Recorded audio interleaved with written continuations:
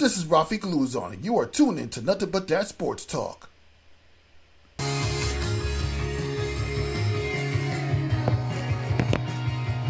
we're good to go.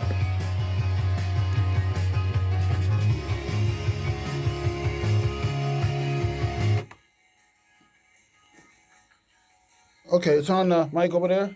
Which one, this one? Or like plug it in? Whatever mic you're using, turn on. Okay.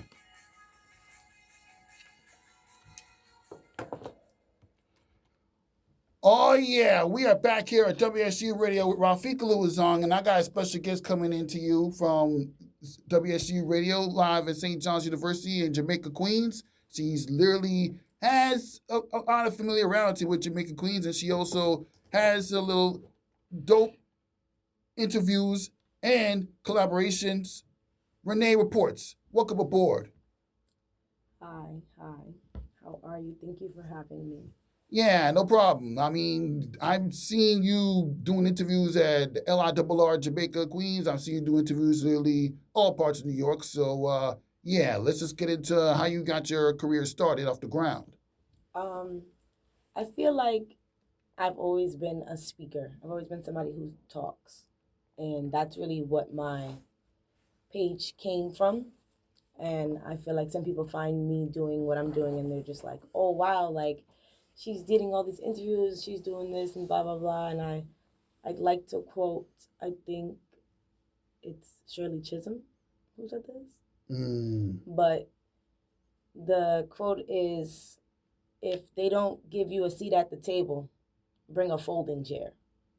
And I feel like that's my vibe when I'm outside, just like hopping on the ground, doing humane things.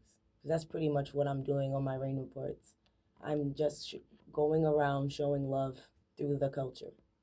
And I feel like that's enough. And like, that's what I like to do. And I'm happy that people like to see me do it. But like, that's really where it came from. Aside from the fact that like, I do have a deep writing background. I do have a deep, like, I've always been a public speaker. I've always been like a class representative. Like, I'm always like for my peers and things like that, willing to speak. So I feel like it comes naturally, but definitely it was just a natural thing. It wasn't something premeditated or anything like that. Yeah, when you discovered that public speaking is something that you wanted to explore, like, what do you enjoyed about it? What I really enjoy is finding people who listen and finding the people who don't. Because I feel like that's something you have to be ready for if you are going to publicly speak. Like, everybody's not going to want to hear what you're thinking. And I feel like that's my favorite part. It's like finding the people who do want to hear me speak. That's dope. Yeah, I've kind of wanted to know how you speak because you've been doing interviews like literally all over Jamaica, Queens. I mean, and even publicizing stories like that really gets people intrigued. Yeah, like, I think, I don't know, like, tell me some of the things that you've seen so I can. I've seen sports community stories. I've seen sports entertainment, a little bit of sports. What do you love about being able to publicize those news stories? I feel like it's definitely been fun seeing like the New York City teams thrive and lose and win for this past couple seasons because I've done like the Knicks, I've done the Mets, the Yankees, and I feel like I am not really a baseball fan, but I definitely have a lot of respect for baseball fans. Yeah, and speaking of baseball, to update you earlier today, the New York Yankees just barely came back from 6 runs to 1 to force a Game 4 later tonight against the Toronto Blue Jays. Side notes, Aaron Judge came through in the clutch. As he usually does. Okay, so getting into the whole idea, like, what makes a story worth discussing for Rayne Reports? It's Rayne Reports. Rayne Reports, excuse me. Can you ask it again?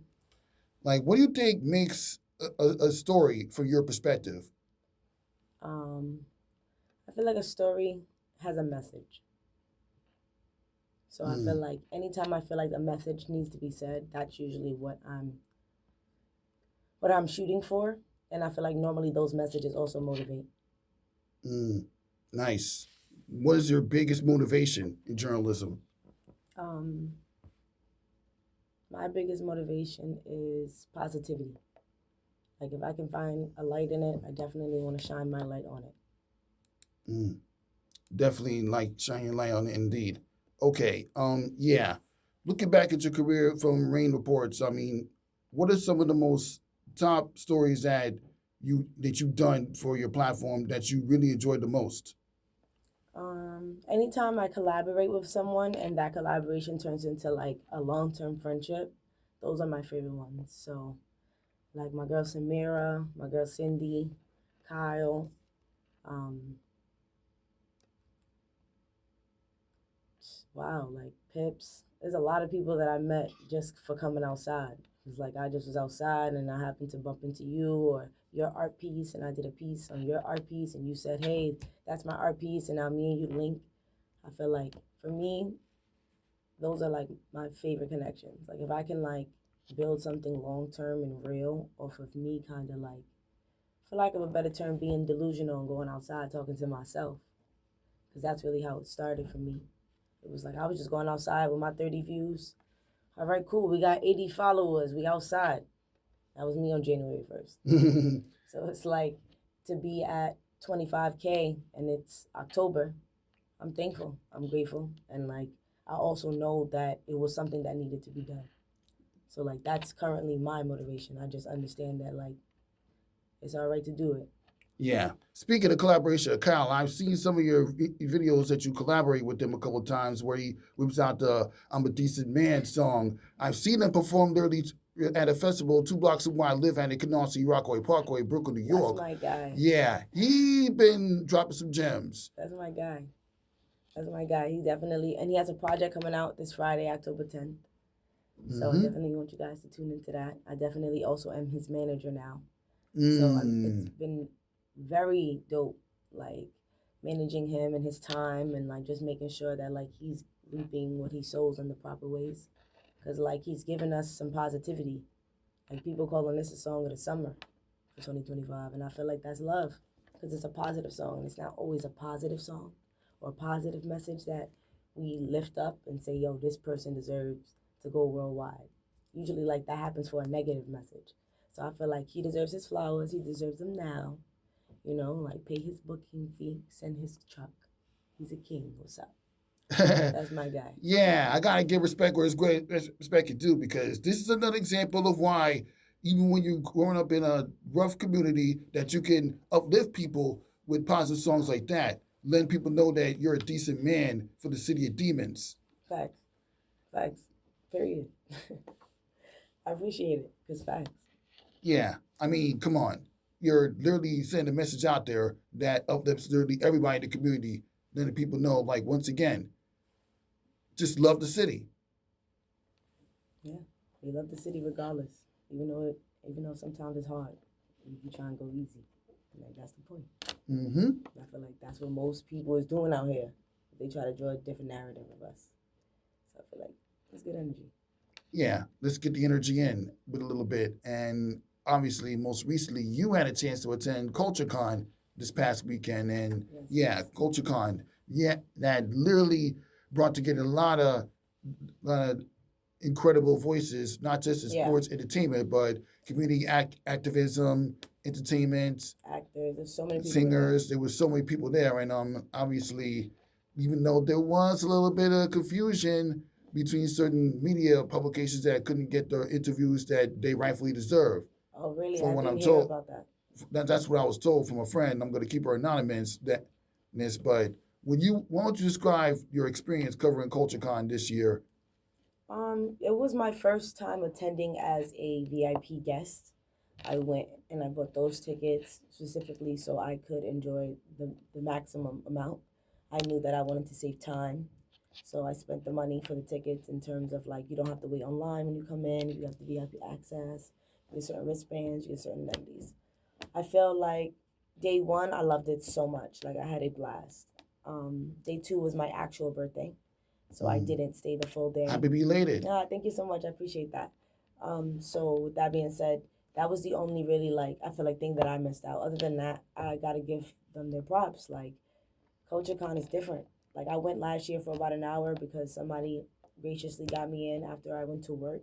But I said to myself, I'm gonna make sure I go this year. I want to go. That's gonna be my birthday gift to myself.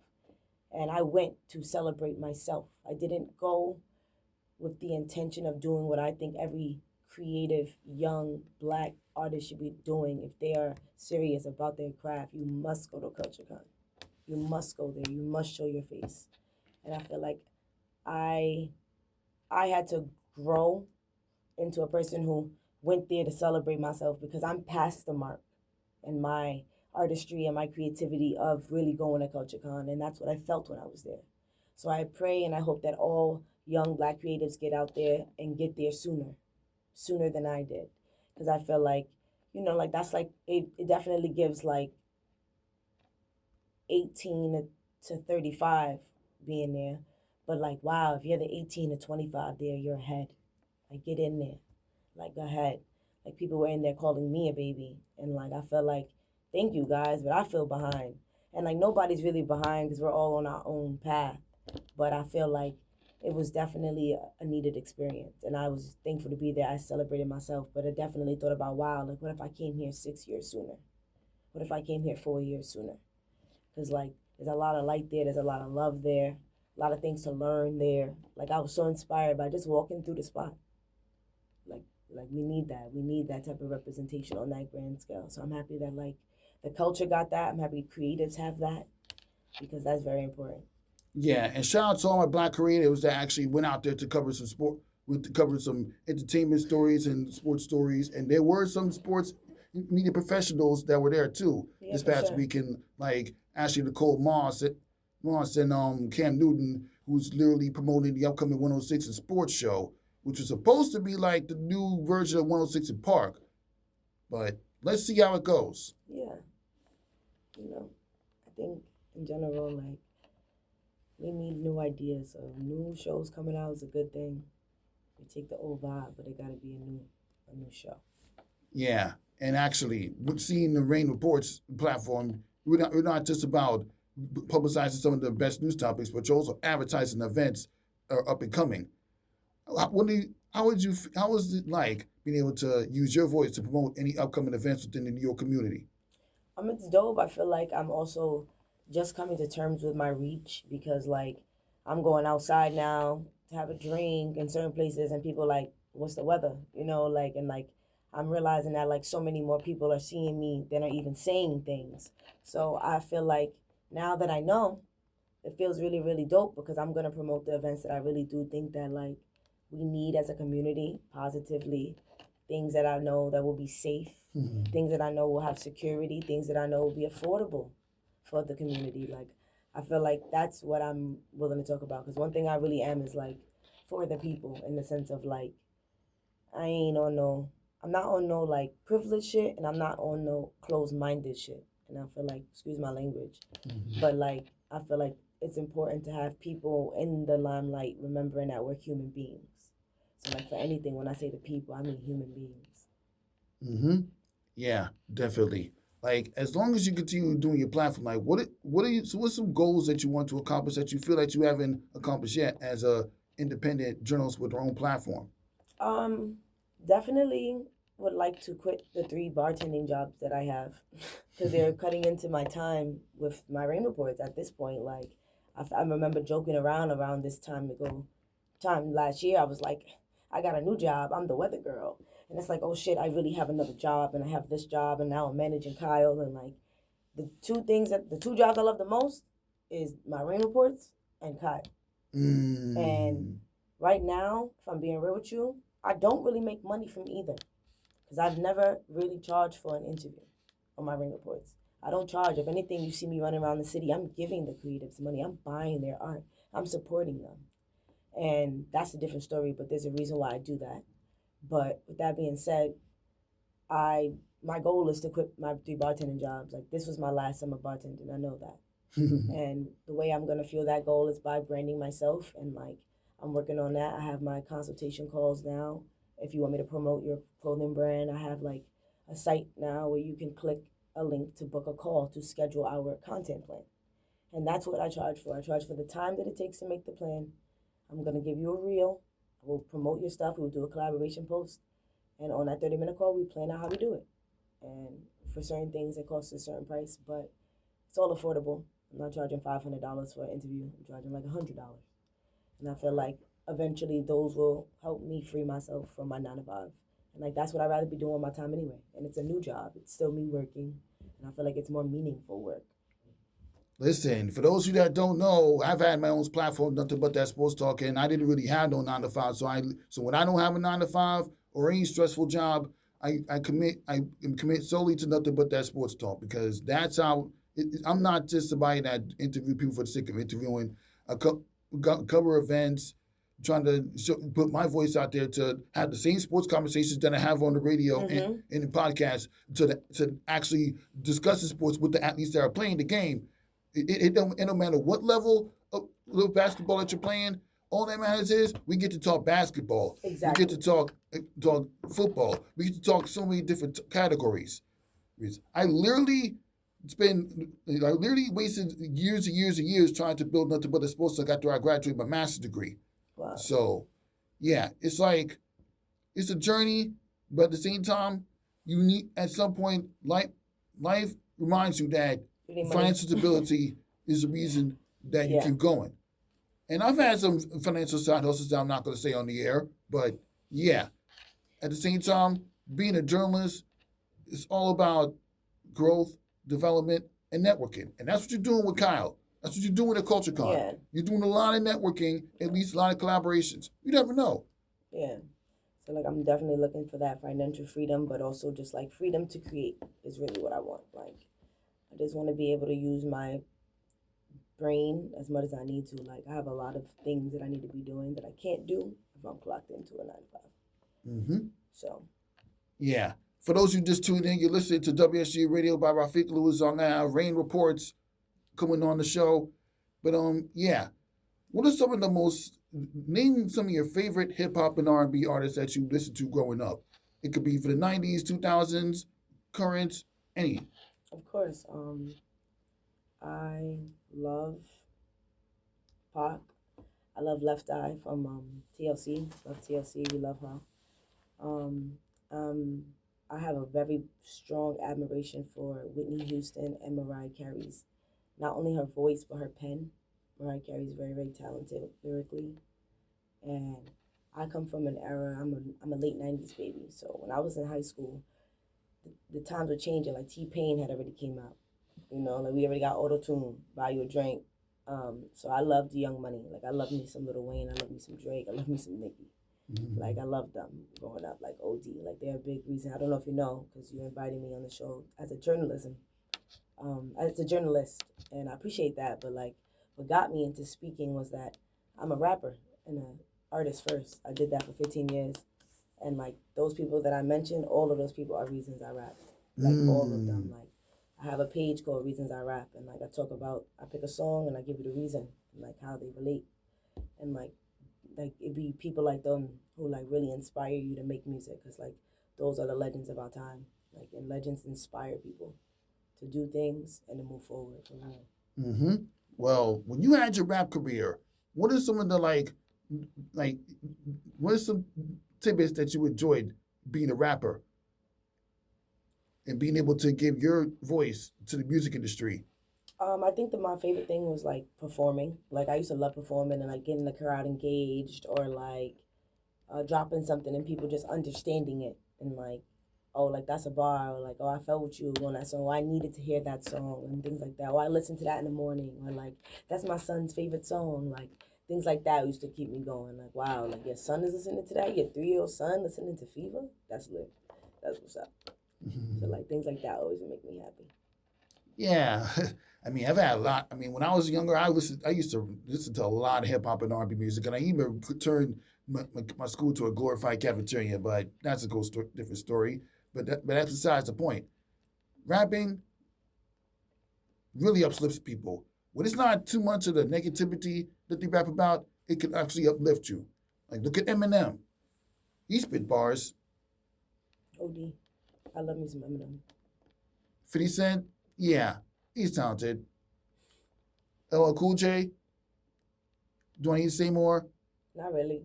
Not really. Yeah. Like all of them people are dope. Some of the greatest, to be honest, you're mentioning. Mm-hmm.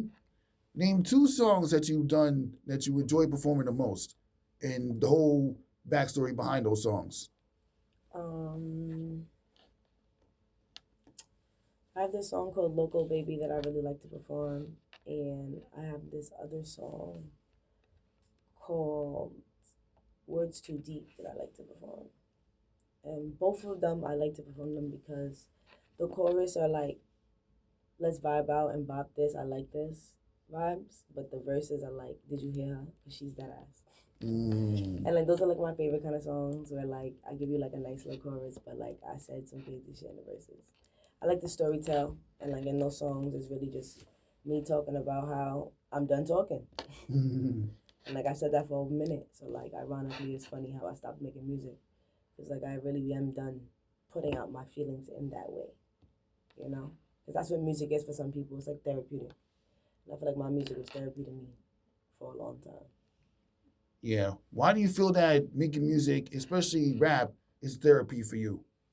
Because you get to get out your messages. Like if you really feel a type of way about something, or you feel like you don't have somebody to talk to about something, but you can write it sonically pleasing and then perform it in a way that not only do people resonate with it, but they like listening to it. Oh, that's what's up. I feel like if you had a problem with anything and then you could do a song that makes people feel like that, feel like for me that's a solution. And I'm a solution based thinker. So if I got a problem I feel like I can't solve, but I can make a song about it, that I solved it. Exactly. I mean, I feel like when I'm listening to a lot of hip hop artists, this and R&B artists, all of them they either talking about their love story with their partners, or they're talking about their backstory with their family. I feel like they all have a backstory. Yeah, I agree. I agree. I feel like there's no dope artist without a dope story. Mm. Well, what advice you have for anybody that's looking to become a rapper? Um, if you really are interested in becoming an artist or a rapper, I need you to be ready to invest in yourself immediately. And if you don't know how to do that, then ask someone. And if you have no one to ask, go to my page, click the link in my bio, and book a call today. Because I will tell you how to do it. And it doesn't have to cost $500,000 like I spent doing it. You could do it by just being you. And I know that now. Mm-hmm. Nice. And yeah, the same thing, same question I asked already, but for journalism and culture commentary. Um, Journalism and culture commentary is a little different, I feel like, because there's different ways to do it. And I'm learning that now because I've seen some journalism, I've seen some journalists or news reporters feel as though cultural commentary is a different lane. So there's a way to do it if you're going to be a cultural commentarist or if you really want to be a journalist. Because if I'm being honest with you, I have no real desire to be on a news platform today. Like, some people, like, I know people who are journalists and, like, that's their goal. Like, I feel like my culture and commentary's goal was to break into the acting and comedy field. Like, now I'm here in the sense of I'm a vessel, and not only am I a writer and I want to write movies and skits, but I can act, I can perform. This is my show. The Rayne Report is a show, and I show love through the culture with that. But I do it so well that people believe it's news because that is what the news should be. It should be live, actionary, like vocational versions of love. But instead, what we have in most senses is it's hate on the news, it's sadness. People don't want to see that, so people don't watch news, so people come to me now for the news, which is cool because now we have a new type of news. And I do hope there's more people who want to do it like that. But I feel like if you want to be a journalist, there's school, there's steps. If you want to be a cultural commentary, once again, you can book a call. I would tell you how to do it, and it doesn't have to cost that much. It doesn't. It really doesn't. You do not have. It does not have to cost a lot, because the real heart of journalism is free, and that's why, like, I don't charge people for interviews. I charge people for content making, and relationship building. Like, you cannot charge people for journalism. And, like, I love when I see people try to book Kyle or certain people and things like that. And, like, they remind me of that because I always want to make sure I'm respectful of the community and things like that. And that's why, like, I didn't ask you for any money when I came here today. And you know what I'm saying? I know better. But sometimes, you know, you have to teach people that. I learned that. And I'm happy I learned it soon. Because, like, you know, you don't want to be offensive, especially as a growing person. So that's another piece of advice.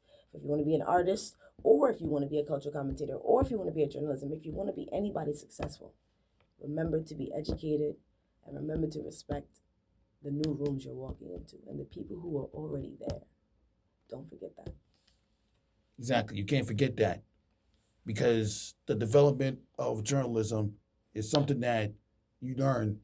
Not just, I mean, you can learn, you can just buy camera equipment and learn it yourself by actually going around the field, doing stand-ups or going around the field covering events, or even if you're going as a spectator, you actually sitting for the nosebleed and capturing videos and then whatever interviews you can do it after. I mean, this past summer, I've had events where I didn't get approval to go, but I went anyway as a fan, and I was still able to get interviews with the players after the game.